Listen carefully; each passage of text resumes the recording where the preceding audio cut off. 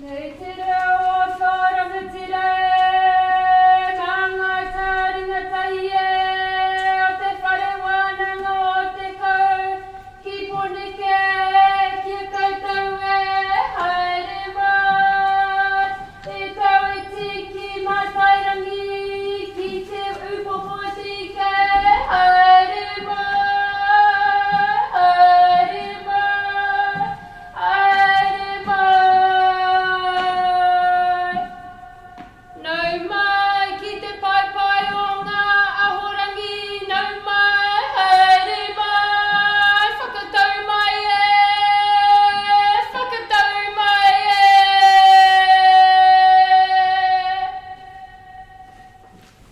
Tihe, uri tihe, nako kātau hā whakatau ko rangi nui e tū iho nei, kātau hā whakatau ko papatū nuku e tā koto ake nei. Kātau hā whakatau ko te mātuku mai rarotunga. Ko i āruku hia manua pau roto, ko i āruku ia manua pau aho. Kia tina whakatina. Te more iho ai ki e pupu ano hoki, e wāwau ano hoki, tārewa tū ki te rangi, eke pānuku, eke tangaroa, tau mai te mauri, haumi e, hui e, tāiki e. Mauri ora tūhāhā, ko i o matua te kore, ko i o take, ko i o te wāmanga, kua whiti rea te pūtahi nui mārehua, puta no i te ātia. Heke i hōrā, ko uewe nuku, ko uewe rangi ki taitanga nui ki taitanga roa. E au ai aku mihi kā rewa ki te haupupuhi, ki kāpiti, ki hongo eka, ki takapo āhia, ki puke atua, ki te tatau o te pō, ki ahu mai rangi, ki mātai rangi ki tūpopo o te kā mau i e kui mā, e koroma i te pō, moi maina. Whati ngā tai o rau kawa ki te whanganui atara. Koutou rā, e ngā hau e whā. Tēnā koutou, tēnā no hoki koutou katoa. I taenga mai mō tēnei pō. Ngā mana ngā reo, ngā karangaranga maho te motu. Ngā whānau, o ngā horangi nei. Nau mai, whakatau mai. Whakatau mai ki te pō whakahira nei. Mo te taenga mai, a tākuta Nick Wilson, ki tōna pai taumata, ki a ihorangi ai ki aia. Nō reira, ki o koutou, ki a koe hoki, tēnā koe, tēnā koutou. Ka tira ki te mihi mai oha tēnei, ki te manukura matua, ahorangi Richard Blakely, tēnā koe. Me te tumu aki mo te wāhanga matua matau hauora, Peter Crampton, e te ahorangi, tēnā koe. Kia kōrua hoki, mō kōrua tautoko, ki tēnei taumata kōrero a tākuta Nick Wilson, hei arehi te ahorangi hou ki te pai o ngā ahorangi nō reira, tēnā kōrua. O tira, kia kōrua ngā upoko rua o te tari hauora tāmata nui o Otago ki pōneke, ahorangi Richard Edwards, tēnā koe. Kōrua ko ahorangi Diana Safati, tēnā kōrua. Huri noa kei te mihi tēnei no te whare wānanga o tākau ki pōneke, o tira no te tumuaki, ahorangi Sunny Collins. Me te mana whenua o Ngāti tō rangatira, hei mihi atu ki o koutou katoa, nō reira tēnā koutou, whakatau mai, kei roto te whare nei. Kia ora tātou. Me huri au taku nei kōrero kei roto i te reo Pākehā, hei whakamārama i nei kōrero, hei popoto tēnei kōrero. Just a short translation to say from the ancient words of our ancestors that brought ancestors from distant places of Hawaii across the oceans safely to rest upon Aotearoa. It is like that which has happened this evening with our esteemed leaders bringing Dr. Nick Wilson into the whare for his kōrero. And to you all from the four winds, we acknowledge and give respect and thanks to you to come and celebrate this time, this auspicious occasion for Nick Wilson. From the mana whenua, Ngāti tō rangatira, and our relatives, Te Atiawa, Taranaki Whānui, and from the leadership of our college, from Professor Sunny Collins, We welcome you and we thank you. Nō reira, tēnā koutou, kia ora tātou katoa. Now, just to make sure that you guys don't feel a little bit whakamā, I will turn on a microphone here somewhere and help sing. Huria nei e te hau, orohia e te ua, whiti whitia e te rā, mahia ke nā, o raru raru, ma kere ana ngā here, herere, herere, wairua e, ki ngā ao, o te rangi, whitia,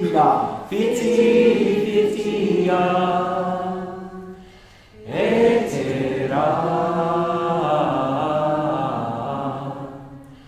mahia ke nā, ho raru raru,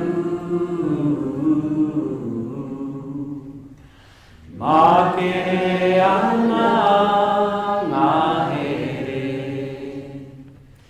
ma kere ana ngā here. Tō reira, kia koutou katoa, ngā rātou rā, tini aitua, kua wehi ki te pō, haere atu rā. Koutou rā ngā pangahi ora, tēnā noho ki koutou, tēnā tātou. And just a little note, the beauty about waiata when it comes after kōrero is the whole point of it is to get everybody doing one thing at the same time. So thank you very much for all doing it. Kia ora. Nā o te rauro, nā ki te rauro kia ora ai te iwi. With your basket, with my basket, the people's lives will prosper. Ena mana, ena reo, rā ringatira mā, tēnā koutou katoa. No Otapoti ahau, ko Richard Taku Ingoa, ko Hokanui te manga, ko Matara te awa, hei ka mai i ahau te whare wānanga o Otago, tēnā koutou katoa. Kia ora everyone and welcome here tonight. My name's Richard Blakey. I'm have a great privilege to be serving as Acting Vice-Chancellor at present while Harleen Hayne is in the United States visiting a number of liberal arts colleges in the US trying to recruit more students to the University of Otago. And so one of the pleasurable duties I have to undertake this week is to serve in her stead at this inaugural professorial lecture to celebrate the promotion of Professor Nick Wilson. Well done, Nick. Congratulations. Actually, I should start out with thanks to Jane and Toa for that wonderful waiata and welcome, and also to Mana Whenua for welcoming us here. I hope I can bring greetings from the people of Ngāi Tahu north to you and with warmth from our Rauhei. Actually, the other thing that we have brought north in the recent past is a particular sporting trophy, which we're very pleased to see here, based in Poneke in Upokota, Ika and Maui, and more broadly in the wider Rauhei of the University of Otago. So I'm sure both our colleagues in Christchurch and in our Dunedin campuses will be seeing if we can distribute those trophies back to other parts of our Rauhei in future years. I'd like to welcome colleagues, members of academic and general staff who are here to support Nick at this IPL, and also members of the public and other visitors who are here tonight. In particular, I understand that Professor Alistair Woodward is here as a colleague from the University of Auckland, as someone who may have had a role in Nick's early career and time when he was appointed. I also want to acknowledge Nick's father Ashley, who is here, his brother Graham and family who are here in person, and his partner Anne, who I believe is on the webcast right now. So welcome to you all. One of the ceremonials we have at the University of Otago, and we retain our our ceremonies and our traditions is the tradition of the Inaugural Professorial lecture, where we celebrate the promotion of someone or the appointment of someone to our highest academic position, with robes and ceremony and gathering and hearing the voice of the professor profess. It is no easy task to reach the status of professor at the University of Otago, and in many ways a more difficult task to be promoted from within. At times the appointment will recognise potential for future performance, but in promotion we have very rigorous processes that are guided by our academic staffing committee, overseen by independent referees who judge against a number of criteria. That we use acronyms, that SHC stands Sustained High Competence, but it's really for professorial, it's the SOLC, Sustained Outstanding Leadership and Competence must be exhibited, and across 2 of our 3 areas of teaching, research and service. And in Nick's case, it was a very strong application that showed that SOLC as a research professor in research and also in service not only to the university, but service to the discipline and the wider communities that the research is there to benefit. And what we'll hear tonight, I'm sure, is work that exemplifies not only that excellence in research, but the impact that it has had on policies, people, communities and practice, that actually aligns very well with our current national statement of science intent, which is also built on excellence and impact. Excellence is the necessary but not sufficient condition for undertaking research and justifying investment from the taxpayers of New Zealand in order to undertake that research. But beyond that, this is a celebration, and a celebration that is, if you like, the final ceremonial test that we will put you through. Did anyone say that this is actually a test, Nick? Where you will have to stand in front of your peers and profess and be judged through acclamation at the end of the presentation as to whether you are worthy of the award. And I'm sure that we will know what the outcome would be.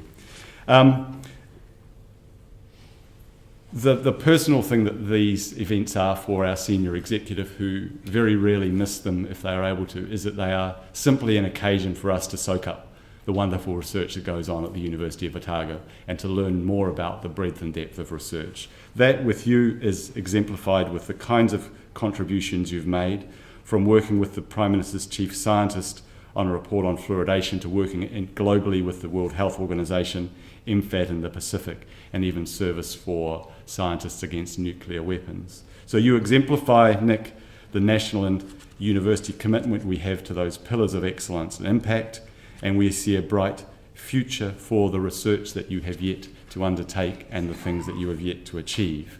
So it is my great pleasure and privilege to be here in my official capacity at the university, and now I ask the Dean to come and introduce you to the audience. Thank you very much.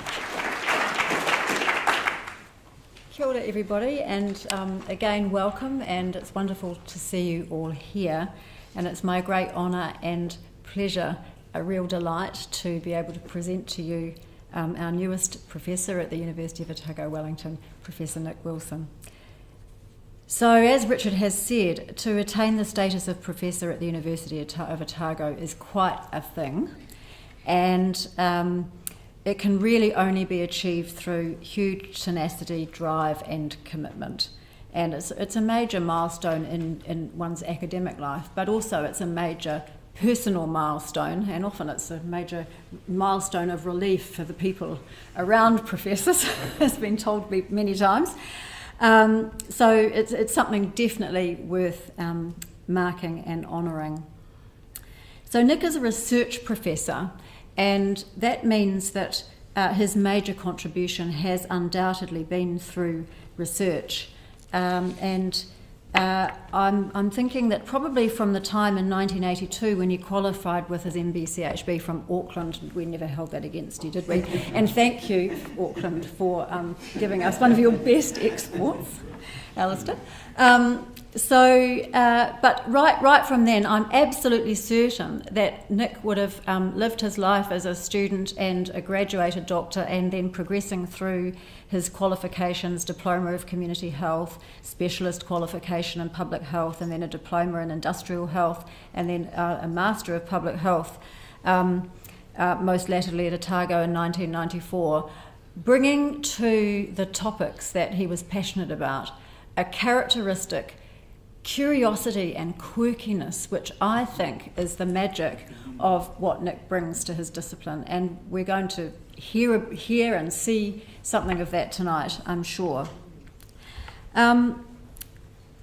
Nick likes to count things, because that's a lot of the research you do is based on quantifying things. And so in honour of that, I will mention that you have something around 380 peer-reviewed publications, which is something around an average of 30 papers a year since you started here in 2004, which I have to say, when I read that on your CV, I had chest pain.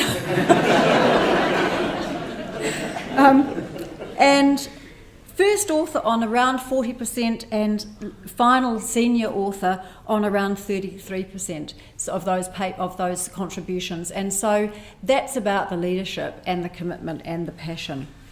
And the other thing about Nick that you'll see is that he brings his particular gifts to making a difference. And Nick has worked on topics that have real significance for the health of all New Zealanders, and so your work is fantastic when it comes out, but then it really endures.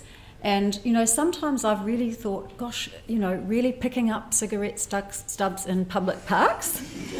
But actually then, I guess when you're presenting, or somebody else in the department is presenting at a select committee, something to do with tobacco, then all that data, all that information, all that evidence of many kinds can really be brought to bear. And so you paint a very full picture of the nature of the problem that needs to be fixed. And that's a real gift that you bring, Nick.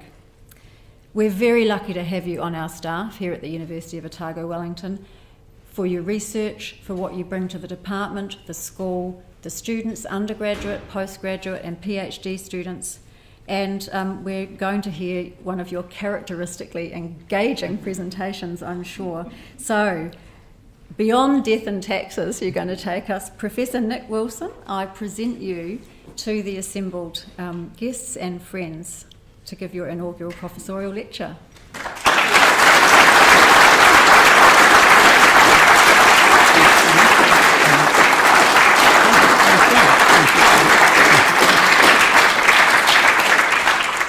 Tēnā koutou, tēnā koutou, tēnā koutou katoa.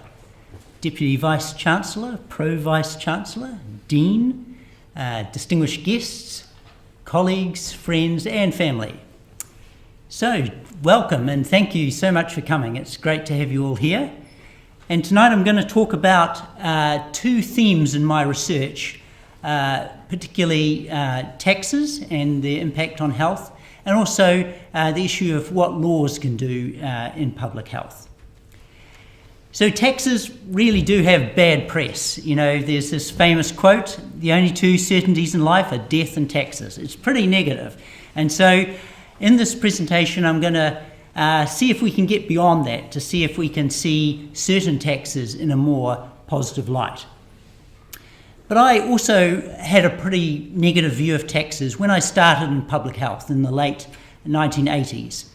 I thought tax sounds like it's far too heavy-handed as an instrument of policy.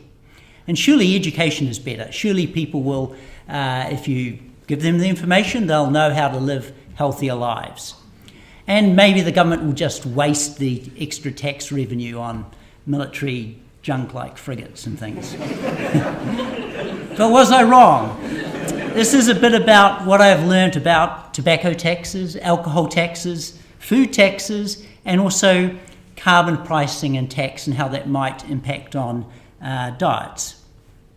So starting with tobacco taxes. So in the early 2000s, George Thompson and I and people like Des O'Day, we looked at the historical information about taxes in New Zealand, and that showed really that taxes were pretty important in the 1980s for the large reductions in smoking that occurred for all New Zealanders, including Maori. So that was a significant time that showed really that tobacco tax was an important instrument in this country.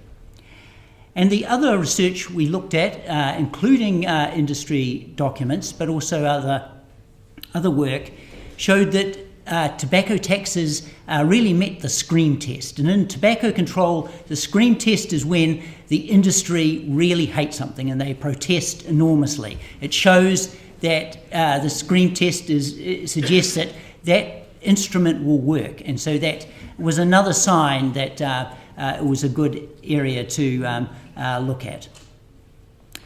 More recently, when I was involved in leading the ITC project, which was looking at tobacco control and interviewing, surveying over 1,000 New Zealand smokers, we asked actually smokers what they thought of tobacco tax. And surprisingly, most of them said they supported tobacco tax if that tax was used to help smokers to quit and went into other health programs. Whereas if it wasn't, only a very small minority supported tobacco tax. And more recently, we've done some modelling work on tobacco tax, led by my colleague Tony Blakely, and in the team in which I work now, the Bode team. And this modelling work showed that tobacco taxes could achieve major health gains for New Zealand, reduce premature death and disability. And that's a bit of the beyond death part of the title in this talk, because in this work we were able to actually see what would happen in terms of reduced levels of respiratory disease and also people living after strokes and heart attacks. So we're not just concerned about reducing death, we're concerned about people living healthy lives by preventing these types of chronic disease. And the other good thing about this work was actually there were greater health gains per capita for Maori, and that's because of higher smoking rates, but also higher rates of background cardiovascular disease. And also large cost savings for health as well, which is important when you consider our health system is under financial stress. But tobacco taxes aren't the answer. They won't get us to the 2025 smoke-free goal. You can see in our modelling work, this is looking at the smoking prevalence on the y-axis, and business as usual. We're making progress for lots of reasons. Business as usual is actually tracking down, and these are at different levels of 5, 15, up to 20% tax on the bottom, increases annually. And you'd see that does really help quite a lot, but not enough to get to this sweet point, which is what the 2025 goal is genuinely often thought of as getting to under 5%. So although tobacco taxes are good, they're not going to help. So other strategies are needed, and we've in our modelling work we've looked at other things such as reducing outlets, and that also would help, but again not enough to get to the goal. So I think we need multiple strategies, but we also need the government to actually use the tax revenue to help smokers quit, to fund things like mass media campaigns at a much greater level. And so with George Thompson, we actually published a paper back in 2005 on the ethics of using tobacco tax. And we used that research to really convince ourselves that tobacco tax needs to be far more dedicated to help smokers quit. And New Zealand does this already with petrol tax is used to repair roads and to build roads, so it's actually an established process in this country. Now on to alcohol taxes. So the work that I was involved in here was really triggered by the fact that the Law Commission had produced a big document on alcohol control in New Zealand, and it also highlighted the value of raising alcohol taxes. And with my colleague Fiona, who I see here, we actually did a 10-year study on the affordability of alcohol in New Zealand, and showed actually alcohol was becoming significantly more affordable over time because of increased wages and so on. And we were able to calculate that only cost $2.78 to get over the legal limit in terms of drinking average priced beer and cask wine. And we compared the price of beer with bottled water. So 64 cents for a standard drink for the beer prices, and 67 cents, a little more, for a 250ml glass of bottled water. Now this actually generated a lot of international publicity, and New Zealand was being written up around the world as the country where alcohol's cheaper than water. You know, we should have really got a reward, a prize from the tourism promotion industry, but it wasn't that way. And it also got a lot of New Zealand coverage, and I don't know about this for science outreach, but getting into cartoons does take a bit of something. But I'll read the caption. Normally I'd take a shot of water for every shot of vodka, but who can afford water these days? But sometimes public health is a long-term process, and it led to all this work by many people around New Zealand on issues around alcohol, including alcohol tax. There was no change in government policy, and so this does raise concerns. Are governments too responsive to the industry lobbying? And in fact, does New Zealand society need to really appreciate more the large health and social costs of alcohol in our society? And I think this is a real issue that we've still got to face. But fortunately, our problems are nothing like that of Russia, which does have alcohol tax, but it also has tax avoidance. And so this is what Russian men are drinking, which is actually aftershave, which is pure alcohol with a few drops of perfume to avoid the tax. They call it aftershave, but this is the sort of stuff they're drinking, and it's apparently not very nutritious. So another issue that I've been involved in is the issue around food and taxes, and particularly the issue of a salt tax. And so we've done modelling work led by my colleague Nordmeyer, and we published that, and it showed that a salt tax would actually generate also large health gains, actually larger health gains than those increases in tobacco tax, by preventing heart attacks and strokes. And again, this would actually be a pro-equity intervention with greater gains for Maori because of higher background cardiovascular disease rates in Maori, and would also generate large cost savings to the New Zealand health system, and as an extra plus, it would generate revenue, which could also be used for funding health initiatives. But with a lot of scientific issues in public health, there is quite a lot of uncertainty around this issue.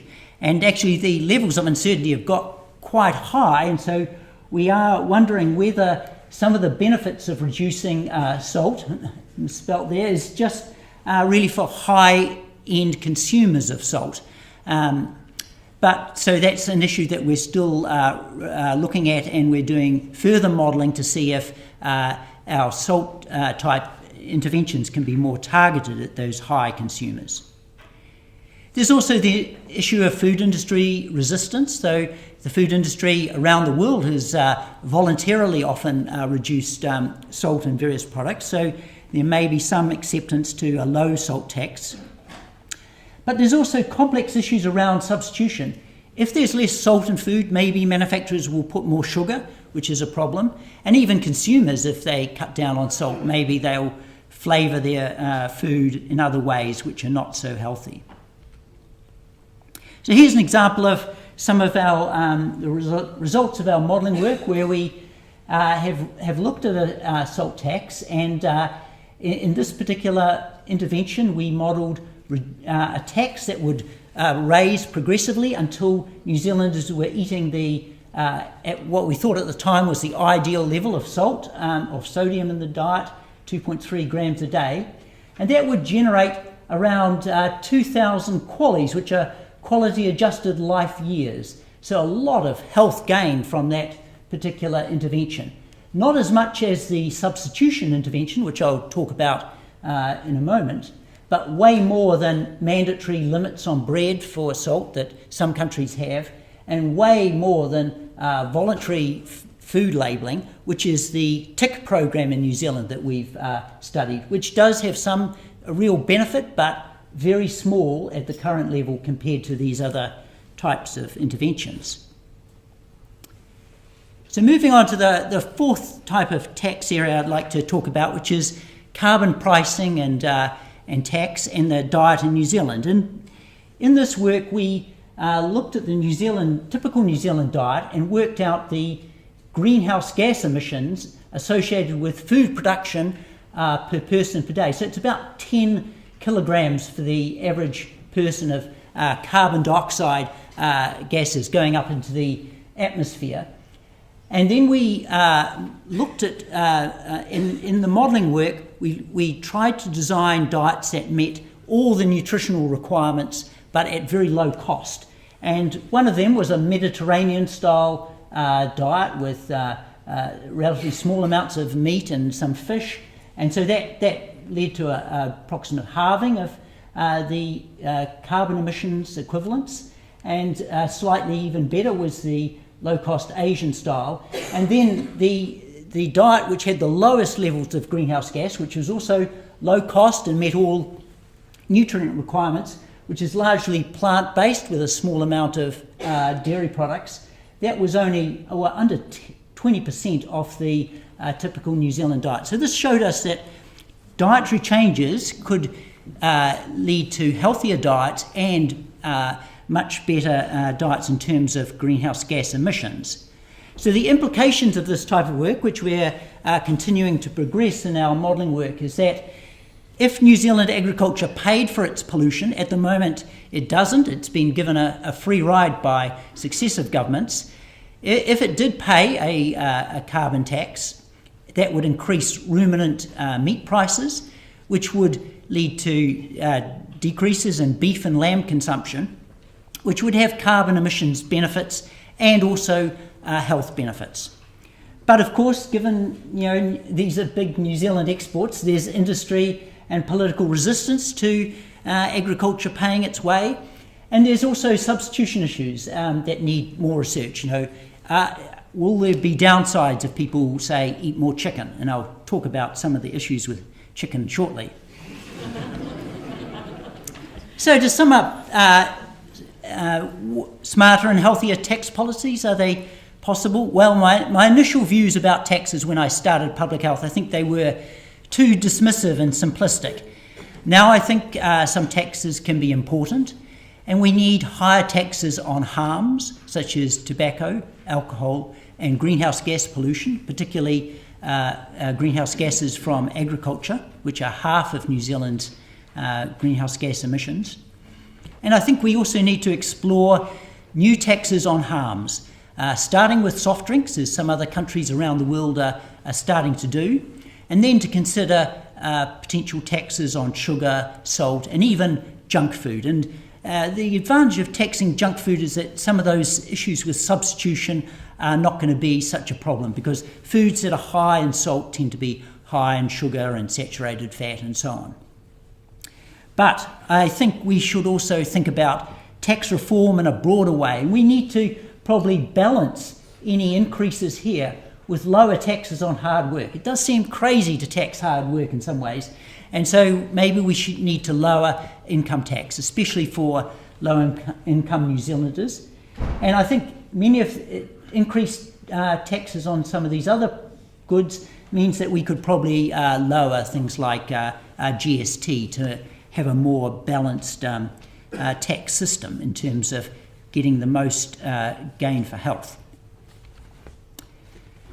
Now, of course, taxes are underpinned by laws, but I think there's potential in public health for new laws as well. And when I started public health, I was also somewhat anti-law. I thought education is the way, enlightened self-interest, people will just, when they know the facts, they'll change their behaviours. And I actually thought some laws were particularly problematic, and maybe I still do actually. Some laws around illicit drugs, maybe they do more harm than good. given what some other countries are experimenting with. And the bicycle helmet law, I also think that may be problematic for public health. It may put people off cycling regularly. So I did start public health with some concern about the whole use of law in this area. So what have I learnt? I'll talk a bit about the use of laws in tobacco control, food safety, food and chronic disease risk, and international health in various treaties. So, starting with laws and tobacco control. And again, with my colleague George Thompson, we looked closely at the 1990 Smoke-Free Environments Act, which we considered was introduced very successfully, and a lot of benefits in terms of getting smoking out of many public places and putting controls on advertising and sponsorship. And as part of that, George did a lot of key informant interviews, which actually could have resulted in a strange form of bias in that one of the tobacco experts George interviewed was Louise Delaney, who he subsequently married. And so, but fortunately, we actually published before that happened, so I can't say that's a particular bias. We also looked closely at the 2003 Smoke-Free Environment Amendment Act, which was the law that covered smoke-free bars and restaurants and smoke-free schools. And that work was particularly led by my colleague Richard Edwards, and that was able to show that there were benefits for Maori in particular, but also all New Zealanders benefited from that law, particularly getting smoking out of bars and pubs. I was also involved in work that looked at the fact that the calls to the quit line increased significantly after the law came in, which was another sign that it was triggering quitting events. And we did various work with improvements in air quality, which I'll talk more about in a moment. And smokers actually voiced their support. It increased considerably over the time of the build-up to the law and then after the law. So most smokers were pretty happy with the new law when it came in. So here's an example of some of the air quality work we did in a Wellington bar with the air monitor hidden in my backpack and walking in from the street, going into the bar, and you can see the very large, this is the outdoor smoking area of the bar. So there were smokers all around, and so you'd get wafts of smoke going across you, and the air monitor would pick those up. And then when you walked out of the outdoor smoking area into the inside of the bar, there'd be this reduction, and it would go back to a much lower level, not much more than the level outside on the street. So this was showing, before in the bars, this would be the typical pattern, but we were able to show that the smoking problem had really just shifted into that outdoor smoking area of the bars. And my co-worker for some of this work was my partner Anne Tucker, and she particularly loved these studies when it involved going to restaurants and around town, and but she was not at all keen on going to down market rural pubs, which she sort of gritted her teeth and said, "I'm just doing this for science." We also did some work on pictorial warning labels, and we showed that their process in New Zealand about bringing those labels in was a good one, and my colleague Janet Hook led that work, and she's here today. We also did work on looking at smoker knowledge and behaviour, both in New Zealand with the ITC project I was leading, but also with our other international colleagues, particularly Ron Borland in Australia, and I worked with him on several studies that showed that the packs really did improve smoker knowledge and their interest in making quit attempts. We also found out that when people ring the quit line, they're asked where they got the information about the quit line number, and the smokers reported much greater use of the quitline number that was written on the packs once the new law for warning labels came in. And we also did studies on packaging to assess the new law. So as Sunny referred, we have done some garbology studies of cigarette butts and cigarette packs, and actually one of my colleagues was not at all keen on this work because one day I heard a scream from the adjacent office, and it was when a cockroach had emerged from one of the packs that she was coding. So it's got its downsides. But this research was able to show that when the new law came in, the tobacco industry did indeed phase in the new warnings on the packs appropriately. But actually, when we analysed the results statistically, it suggested that they were printing most of the warnings for the least effective types of warnings on the pack. There was a distortion, but over time that changed, possibly after publishing this study that showed that they were possibly rorting the system. So the other thing we did was to look at how mass media campaigns might support new laws. And in the build-up to the 2003 law, there was quite a lot of mass media campaign activity, and that was certainly reflected in popular support for the new law, which was a good outcome of some of that mass media campaign work. But another strange advantage of these mass media campaigns was that it really actually did trigger quit attempts in smokers. And so just looking, for example, here at calls to the quit line from Maori smokers in the first hour after a TV commercial on one of these campaigns, per 100 tarps, which is a measure of advertising value. And the most effective campaign was this, every cigarette is doing you damage, in terms of triggering calls, and that was just about health. But a more general campaign, It's About Whānau, which covered health and some very good cultural themes, was also pretty effective at triggering calls to the quit line. Much more so than these two other campaigns, which were just focused on second-hand smoke as a hazard.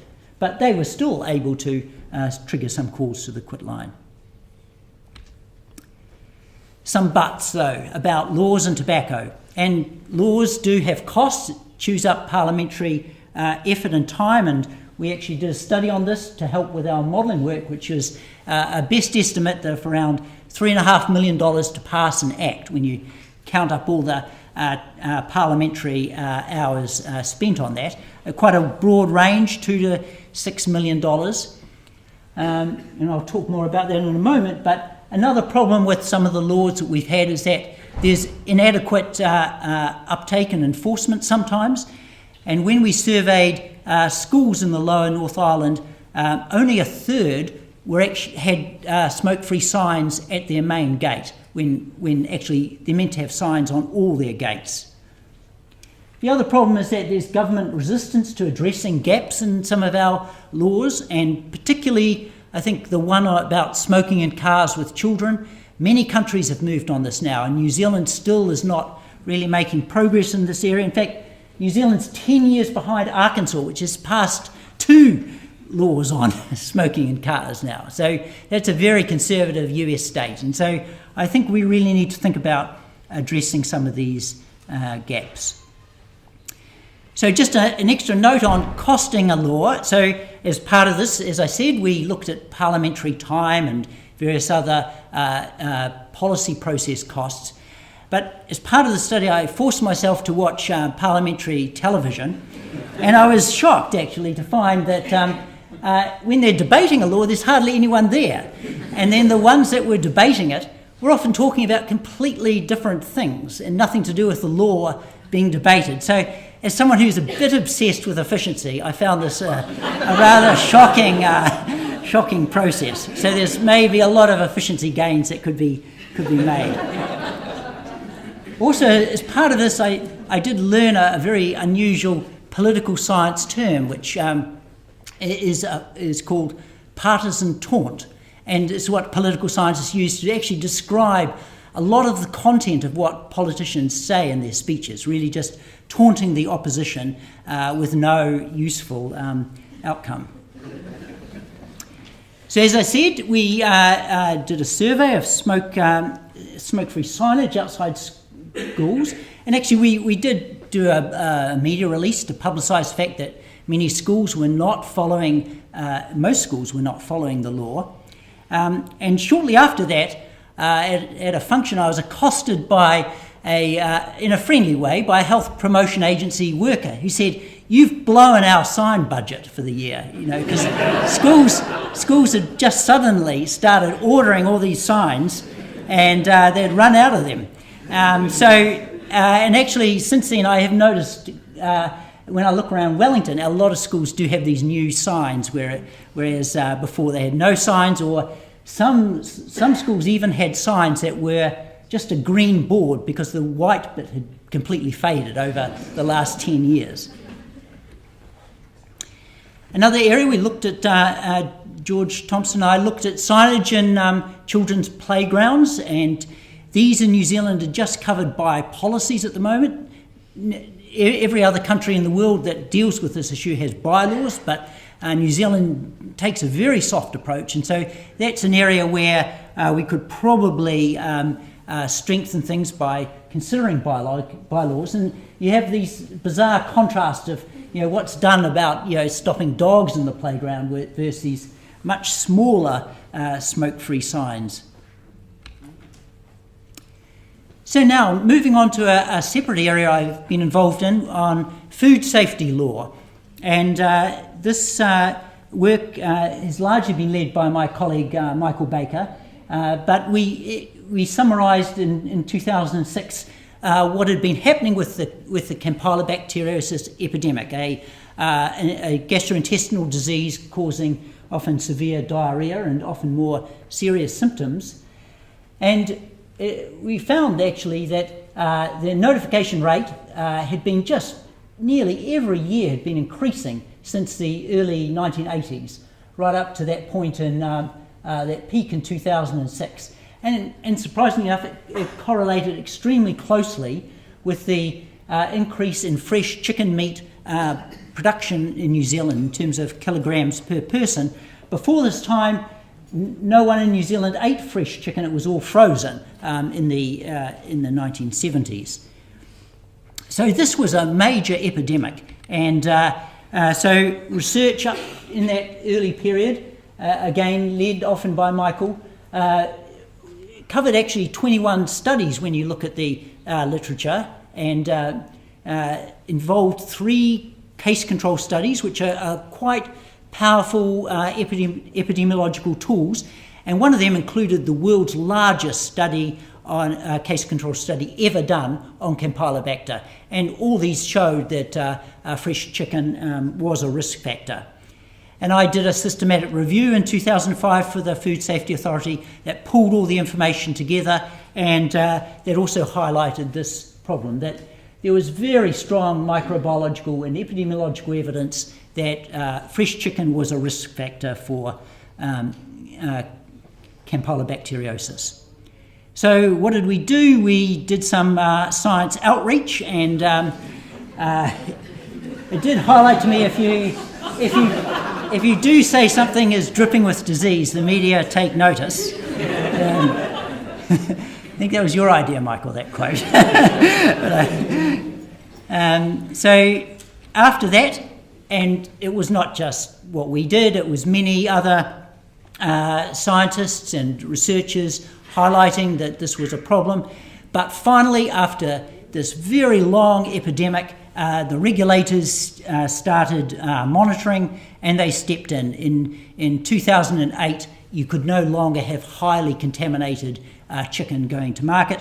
And you can see this very large reduction in the notification rate and also the hospitalisation rate. And that reduction there represents 50,000 less cases in the community per year, an enormous burden that New Zealand was suffering. And the hospitalisations represent 400 less cases of people being hospitalised with this disease. So I think that bit of regulation was really one of the most successful laws New Zealand has passed in a long time. And you can see that although poultry is still contributing to some of this burden, it's way less, and this lower rate has been sustained. We also looked at a neurological condition, Guillain-Barré syndrome, which can cause very severe paralysis, sometimes disability, and in some cases even death. And although it's much less marked, there was a 15% reduction over that time period that's statistically significant. So that's about 10 to 20 fewer people a year getting this very serious condition, with some of them potentially dying after that new law came in. So the next area I'd like to talk about is food and chronic disease, and looking at laws around the salt level in food. And again, as I showed you before, we had done modelling work on the health gains, and we showed that various legal interventions were very much more effective than the voluntary style tick program that's already in place in New Zealand. And particularly effective in our modelling research was that if you replace the sodium chloride with some potassium chloride, and there's a lot of particular products already on the market that allow this to happen, that you could get very large health gains from that substitution. And we've also done research on bread to actually see if this is a feasible approach. So we published earlier this year the results of work using linear programming and comparing with other countries these different bread designs. So unlike the chicken work, this was quite a fun study where you could actually eat the data. So I did quite like that. And the other feature is that you can probably not see it, but some of these bread designs have bits of walnut. And so this is really actually my longest research project, because I planted the walnut trees for this with George Thompson in Hawke's Bay 24 years ago this winter. So it's a very long-term process. Fortunately, this also generated a lot of media coverage. There was a lot of interest in improved bread designs, and the Herald focused on the cheapest $1.50 one, which is nowhere near as healthy as a $3 loaf, but it is cheaper, and it's got things like the salt substitute and some levels of ground linseed and more fibre with the wholemeal flour. And fortunately, thanks to Otago Innovation, which is a commercialisation arm of the university, we're actually exploring the option of, with a bread manufacturer, it's at an early stage, but we're looking at to see if this type of healthier bread can be rolled out onto the market. Now, the final aspect of law I'd like to talk about is international law and health. And one of the most successful international health treaty, well, it's the only health treaty really, is this Framework Convention on Tobacco Control, passed in 2005. And through my work in tobacco control, I was able to see that this law, which nearly every country in the world signed up to, this treaty, has led to a lot of improvements in warning labels around the world and a lot of other tobacco control measures. So it really has been a big driver in improving tobacco control. And even though New Zealand was way ahead of most other countries in tobacco control, this law even helped stimulate improvements in the warnings on packs, and it may have constrained the tobacco industry in New Zealand as well, because it reduces their ability to lobby governments. But I've also been involved in a very tortuous international treaty process where, as a non-governmental organisation representative for the International Physicians for the Prevention of Nuclear War, I went to this conference in New York in 2005, the Nuclear Non-Proliferation Treaty Review Conference. And it was a conference which was sort of blocked by various political forces that were happening in the world at the time, particularly in the Middle East. And the diplomats spent vast amounts of time arguing about very minute wordings and text and commas and everything. And in the end, it all got thrown out. There was 0 decisions made, 0 recommendations, and not a single bit of new text to help this law proceed, even though this is one of the most important laws in terms of disarmament. This particular review conference, even though it spanned weeks and had thousands of people attending, was a complete failure. So I have learned that, these international treaties can be a very tortuous process. So, new laws to advance public health. So I think my initial views about laws were simplistic and did not really appreciate the value of laws, that laws can have high impact, can be cost effective and pro-equity. So I think we probably need smarter laws. We need laws for the tobacco endgame, and my colleague Louise Delaney just published in the New Zealand Medical Journal about some of the laws we might need for the tobacco endgame. I think we need more laws to constrain the marketing of alcohol and to deal with the obesogenic food environment. Things like sugary drinks in schools, they should just be illegal. It shouldn't be up to schools, in my view.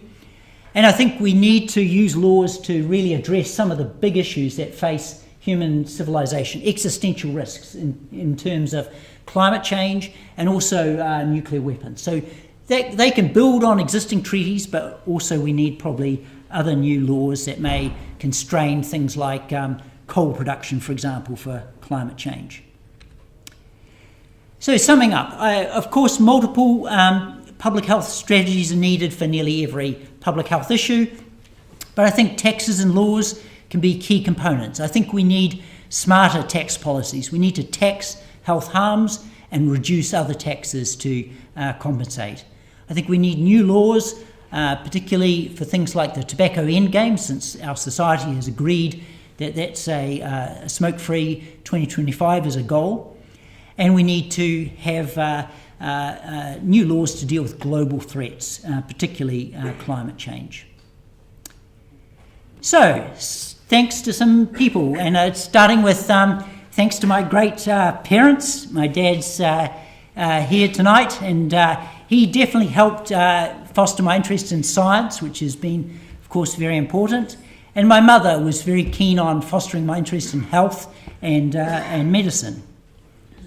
A more up-to-date photo of my sisters and my brother. My brother's Graham is an ophthalmologist, so it's been great to be able to do joint research projects with him and publish papers together. And thanks to my partner Anne, who has had to put up with a lot of things, including data collection on holidays and at social events. She's helped edit many of my papers and come up with better titles. And in particular, she's been very helpful for absolutely vetoing some bad research ideas that I might have otherwise wasted time on. And thanks to my long-term collaborators, George Thompson, Tony Blakely, Richard Edwards, Michael Baker and Philippa Howden-Chapman. You've all been great colleagues, and we've done a lot of great research together. And too many to name, but I work in a great team, the Bode team, and many of them are there, but not all. And we've done some good work on the last 5 years, and we've got another 5 years of working together, which will be fantastic. And thanks to Department of Public Health colleagues at the University of Otago here in Wellington. Many of you are in that photo, but it's been great. I've worked with many of you on some great projects.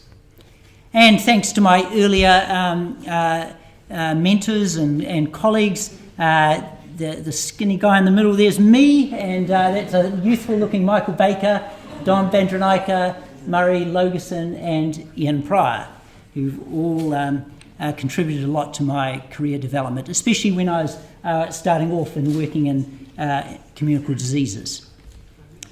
And finally, thanks to University of Otago, support staff, research funders, students, and even my cycling buddies have helped with various research projects as we've gone on cycling holidays. And If you want to know which one's me, I'm the safety-obsessed guy in philo. So, thanks a lot and kia ora.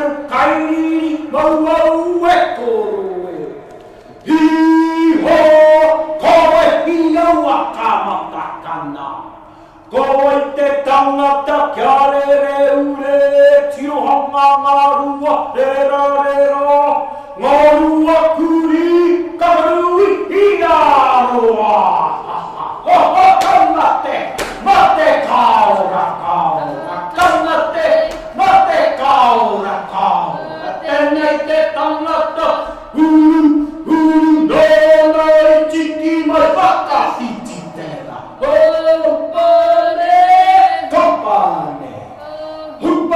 Compane, fititera. Kia ora tātou, called Richard Edwards Aho. I'm the co-head of Department of Public Health, and it's my great pleasure to respond to Nick's lecture on behalf of myself and Diana Safati, my fellow co-head of department, who unfortunately can't be here today. I think thanks Nick for a wonderful lecture. I'm sure I'm speaking not just on behalf of Di and myself, but everyone here and many colleagues. You really are held in the very highest esteem, academically and in public health. You're a huge asset to our department, to our school, to our university, and you really are a national treasure. And I don't think that's an exaggeration, both in academically and in public health. You are remarkable. I think the lectures illustrated Nick's many contributions, his expertise and passion for public health. Sonny's talked about Nick's productivity, which again is absolutely remarkable. If you want a sort of tangible view of his productivity, if you go up the ward support block and go up the staircase there, about halfway up the posters start appearing. And they're all authored by Nick. And then you carry on up there, and then they spread out along long level J, sometimes to the displeasure of some of the heads of department, as these posters encroach on other people's territory.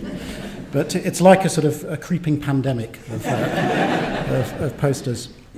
I teach a course for surgical trainees of epidemiology, and one of the teachers on that course once said to the trainees about how to get started in research and publishing and so on. And his trick was, he said, when you go to a new department, what you do is you look on Google Scholar or Medline and you find out who are the quiet achievers in that department, who are the people who are really publishing, and it's often not the people you expect. And he said, once you've found them, latch on to them. And I would advise anyone coming to our department, latch on to Nick.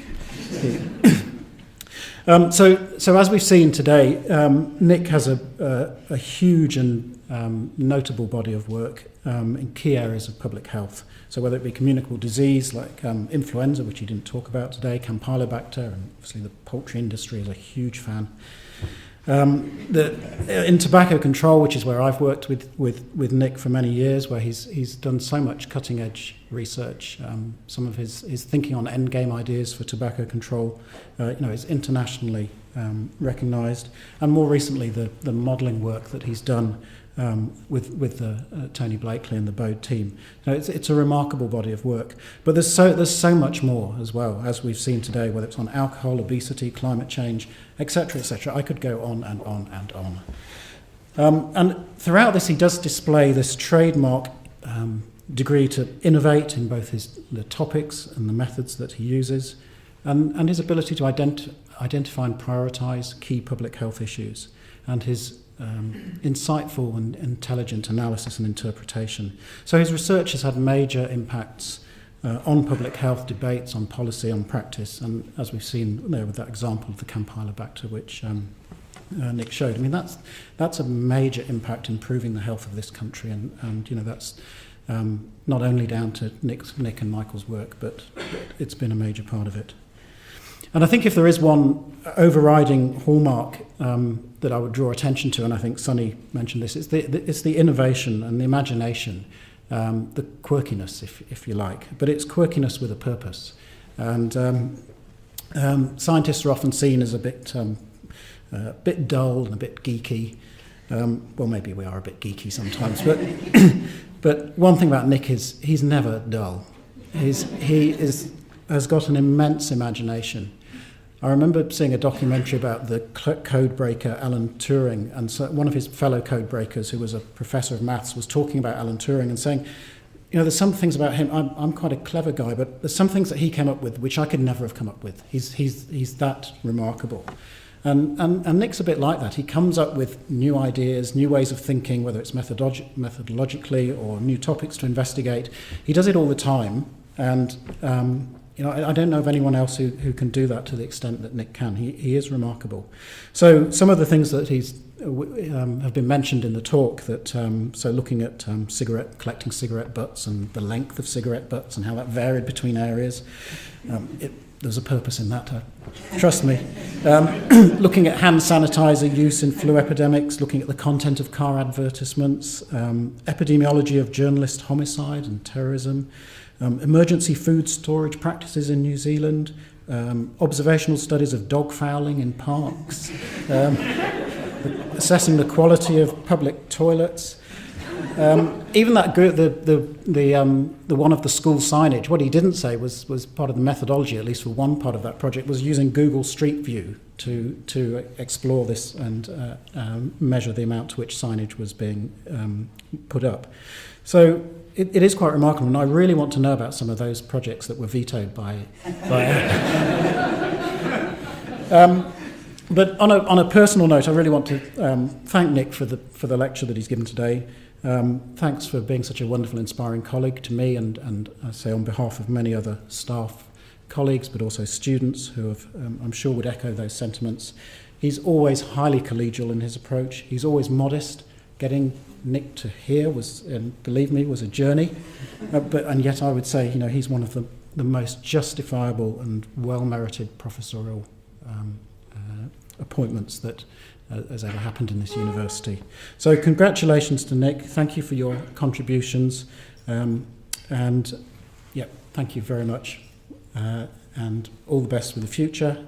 And we look forward to what ideas you're going to come up with next. Thank you.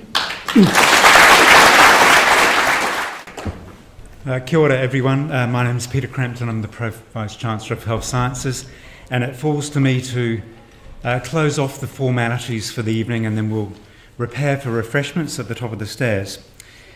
I would like to add my thanks to Nick for an absolutely wonderful lecture. Nick is indeed a very creative person, and I just can't help myself. I've got to tell you one more story about his creativity. I went tramping with Nick once, a long time ago, and in the evening in the hut, Nick brought out a board game that he had constructed and made completely originally. And it had a dice, and it had a counters, and you moved your way around in a race, and you answered questions.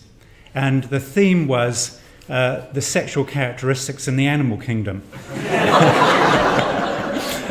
And the question and the answer that I remember is, which animal has the longest penis size in relation to body? And the answer is a particular species of jellyfish where its penis is meters long as a small animal. Moving on. I'd like to thank everybody here for attending, to colleagues, to friends, and to Nick's family. Thank you so much for attending this evening, supporting Nick, and being part of this wonderful celebration. And finally, an invitation to everybody to join in conversation, chat with Nick, and chat with friends and colleagues upstairs. And that is the end of our formalities this evening. I'll hand over to Tor just to bless the food and finish for us. Thank you very much.